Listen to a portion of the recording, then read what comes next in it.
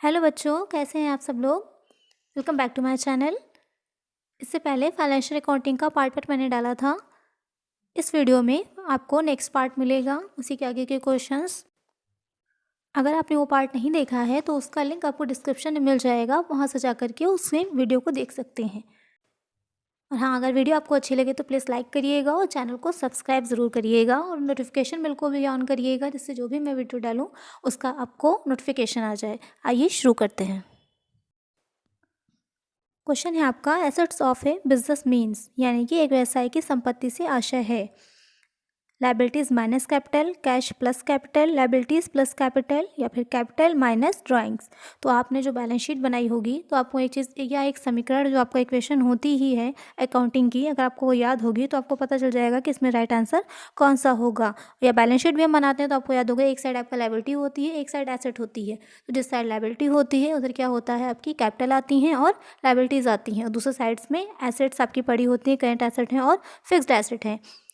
तो यहाँ पर जो राइट आंसर होगा वो आपका होगा C, liabilities plus capital. Next question है आपका, which of the following is not a business activity, यानी कि निम्नलिखित में से कौन एक व्यावसायिक क्रिया नहीं है। नीचे कुछ एक्टिविटीज़ दे रखी हैं, आपको ये बताना है कि कौन सी एक्टिविटी आपकी बिजनेस एक्टिविटी नहीं है। एक व्यक्ति अपना पुराना टीवी बेचकर 500 रुपये लाभ कमाता है। एक बीमा कंपनी की क्रिया, एक किराना स्टोर चलाना, एक होटल में खाना पकाना एवं बेचना। तो जो आपकी एक बीमा कंपनी की क्रिया है वो तो आपकी बिजनेस एक्टिविटी है ही, क्योंकि उसका काम ही है इंश्योरेंस का करना। जीवन बीमा भी होता है आपका, और या फिर वाहन बीमा है, इसी तरह के और भी इंश्योरेंस आपके होते हैं। फिर है आपका एक किराना स्टोर चलाना, तो किराना स्टोर चलाने में भी उसका काम यही है कि वो सामान खरीद कर लाएगा और क्या करेगा, बेचेगा, यानी कि क्रय विक्रय का, परचेस करने का और सेल करने का काम। फिर है आपका एक होटल में खाना पकाना एवं बेचना, तो आप होटल का भी एक बिजनेस ही होता है, आपने पढ़ा ही होगा। तो यहाँ पर कौन सा बिजनेस नहीं है जो वो टीवी बेच रहा है। एक बार टीवी बेचेगा तो बार बार उस चीज़ को नहीं करेगा, या बार बार वो टीवी को नहीं बेचेगा, तो वो जो होगा उसका काम आर्थिक क्रिया नहीं है कोई, इसलिए वो आपका व्यवसाय नहीं माना जाएगा। तो क्या करेक्ट आंसर होगा, ऑप्शन ए। नेक्स्ट क्वेश्चन है आपका, डबल अकाउंटिंग सिस्टम मीन्स, यानी कि दोहरा लेखा प्रणाली से आशय है। प्रत्येक व्यापारिक लेन देन के दो पक्ष होते हैं, सभी लेन देनों के दो खाते बनाए जाते हैं, सभी व्यापारिक लेन देनों को दो बार लिखते हैं, या फिर उपयुक्त में से कोई नहीं।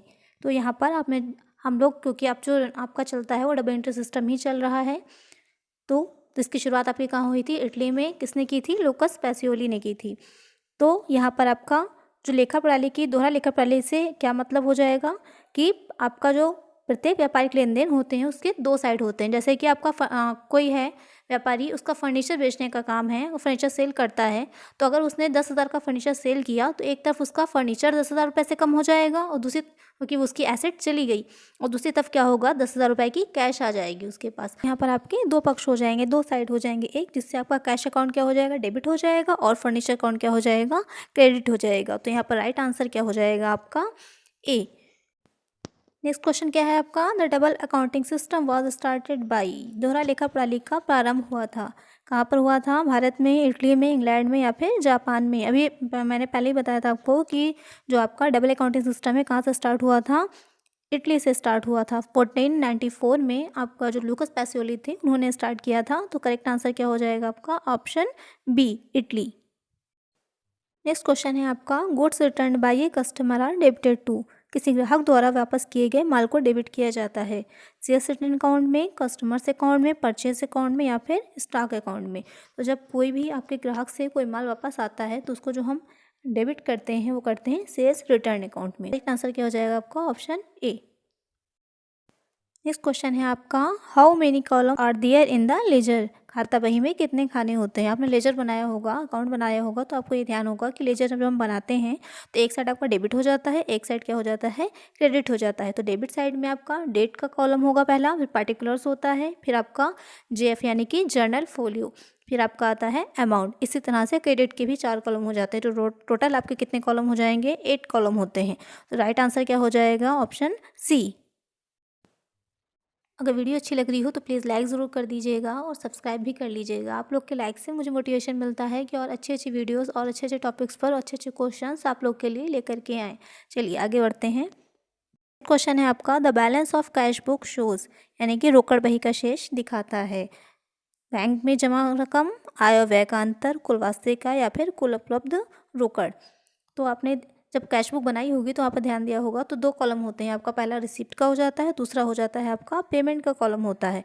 तो वहाँ पर भी आपने एक चीज़ ध्यान दी होगी कि आपकी जो कैश बुक बनती है उसमें जो आपका बाकी निकल के आता है, बैलेंस निकल के आता है, वो आपका डेबिट बैलेंस ही होता है। क्यों? क्योंकि आपकी हमेशा रिसिप्ट ज़्यादा होती हैं और आपका पेमेंट कम होता है, यानी कि जितना भी आपके पास पैसा आएगा उतना उसी के हिसाब से ही तो आप उसमें उसके अंदर ही खर्च भी करेंगी। यहाँ पर जो अंतर निकल के आता है वो क्या हो जाती है आपकी कुल उपलब्ध रोकड़। तो राइट आंसर होगा आपका ऑप्शन डी। नेक्स्ट क्वेश्चन है आपका, which of the following is not A primary book of record.